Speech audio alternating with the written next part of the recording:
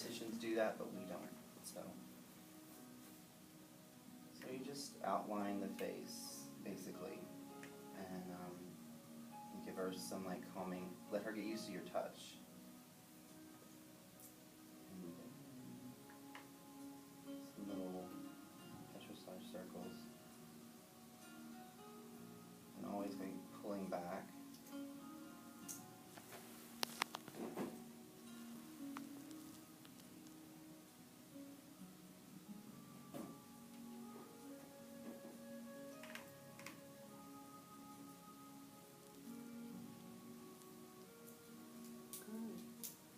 Luke, do you mind if I narrate a thing or two while Yeah, you're working? sure. One of the things Luke just did that was really subtle that you might not have seen is that as he moved back, he moved his body back and he moved his stool back. So his arms and shoulders and elbows stayed in almost exactly the same position. And as he's working now, he's kind of rocking from the body. So I'll just toss in a few things that you might miss because you don't know what you're looking at quite yet. But that was just really subtle and well done. So basically, the hardest thing I had to learn when I was in school was to use my whole body. To never focus on just my arms or my hands. So I tried to keep my whole self kind of loose the whole time and try to use my whole body. This is really about all I do, and facial massage becomes more of scalp massage for me. So these strokes, they haven't done any of this part? No. Alright. These strokes start right here in your, anybody know what this is? We just said the Sternal notch. sternal notch.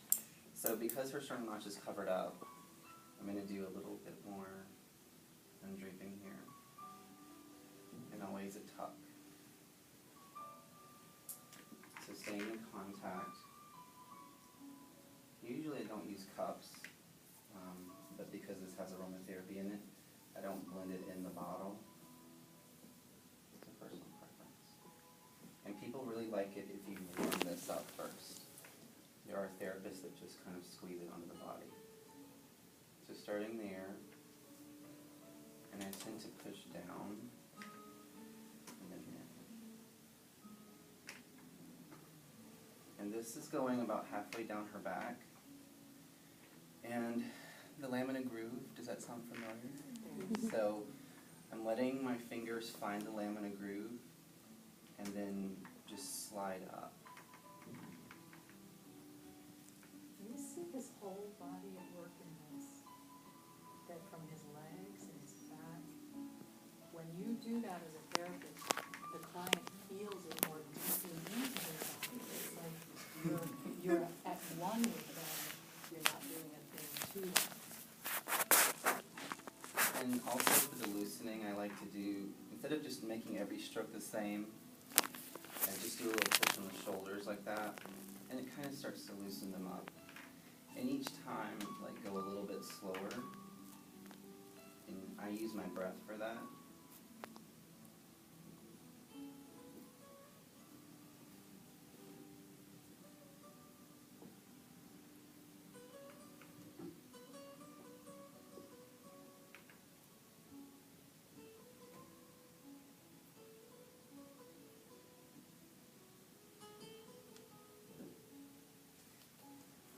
So one of the things that I learned at my internship was about not breathing down on them. Mm-hmm.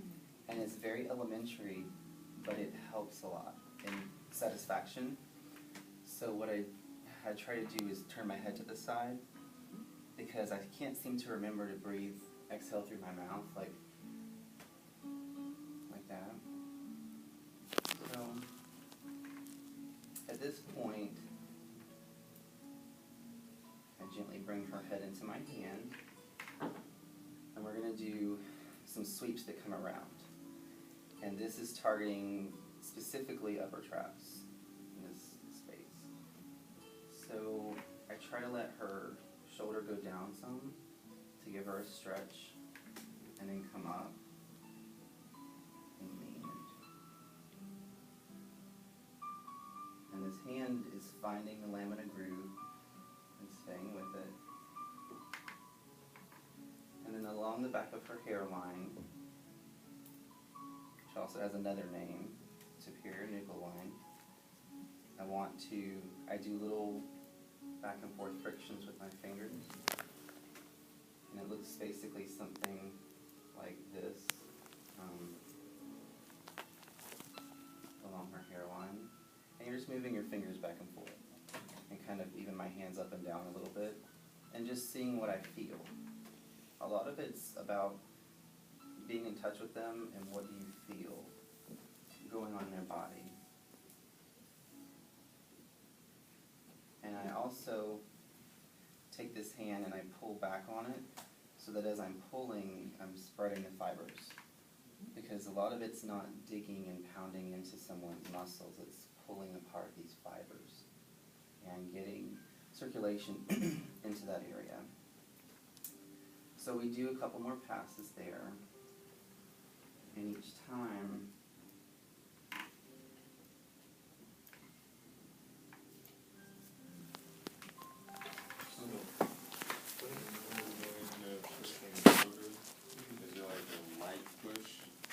yeah, I'm not going like crazy with this. It's mainly because I want to give her a chance to experience a little bit of a stretch, because I have her head and her neck, into a little bit of flexion here. So I'm just giving her a little stretch. Because if you look at the attachments for traps on your start there, they're attaching on her scapula here. So when I press on that, she feels a stretch in here, and as I come up, she feels it in her neck too. Folks on the other side will get a chance to see this when Luke does the reverse. One of the things that Luke is doing is he's playing with the pliability of the tissues. So there are some big ideas that we're going to be working with. Like when an area is tight, one of the things that we'll do is we'll take tight muscles and first we'll respond to their body and say, yes, I understand that. And we'll gently bring those tight muscles. We'll work into the contraction first, and then their brain sends the signal that perhaps it's safe to let go. So if an area is tight, you're not just going to manipulate it apart, you're going to let it give and then open it up again. So a fairly complex set of things are happening here, but it's kind of cool to see the whole, isn't it? To see, and don't worry, we're going to break down all of these parts so that you master all of these parts. And Luke is doing this seated. And Luke, maybe you would demonstrate too. What we'll do when we start out is actually be standing up so that you get the feel of this, and then you can transfer it to seated or standing depending on your person. So he's in this I one. prefer seated. That's Because this makes me feel funny. well, for a move like that, Elbows, yeah. that's a big yes. How about for the rotations? I'll switch to side. No, I'll be fine.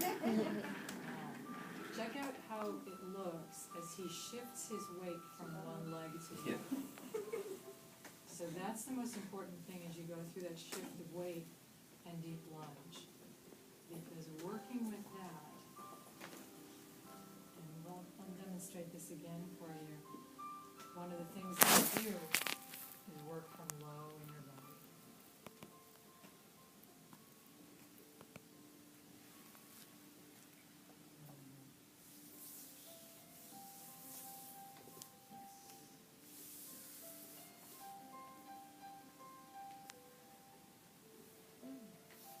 She's got something interesting happening here. Talk about, Luke, the nature of the interesting you feel. So, basically, close to the base of her skull here, there's, in the lamina groove, there's some interesting, have you ever had like an injury there? You know, I don't think so. That's really funny because me says this Really? is your Brittany, have you ever had any falls while doing yoga? No. You told me you broke your nose one time. Well, yes, that's true. So, Except for breaking the nose. Right, No. yeah, on my face, but not anywhere in my neck, to where it would have fallen. I think it would have like reverberated a little bit. Although, into never the- mind, now that I'm thinking about it even more, when I was a kid, I fell off my bike and hit my head. I had my helmet on, but it's, there's a little bit of, like a knot, but there also, for a moment there, felt like a little bit of crevice. It was moving. But I'm using my hand from my right hand on this side to kind of push the tissue away from the lamina groove, because I'm trying to feel, and then kind of fold it back in.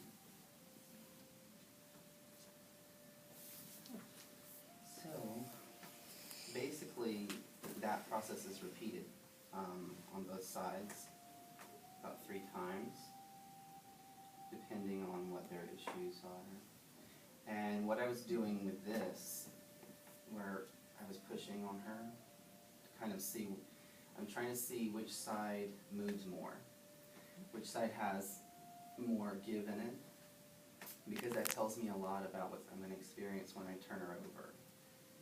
And also, as I work her arm in a minute, I'll be going in under her shoulder. So it's a different experience. But sometimes, I think you guys, we did it on our knees first, right? Mm-hmm. Are you guys go?